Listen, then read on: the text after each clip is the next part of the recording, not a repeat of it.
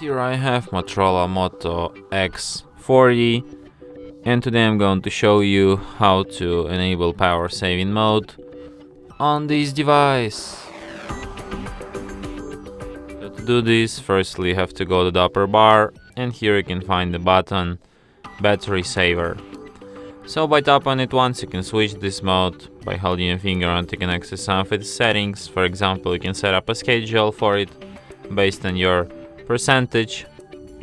So for example, at 20% battery saver will turn on automatically. You can also turn it off automatically when your device is 19% charged, and this is actually all the available settings. And that's it. Thanks for watching. If you find this tutorial useful, don't forget to hit that like button and subscribe to our channel.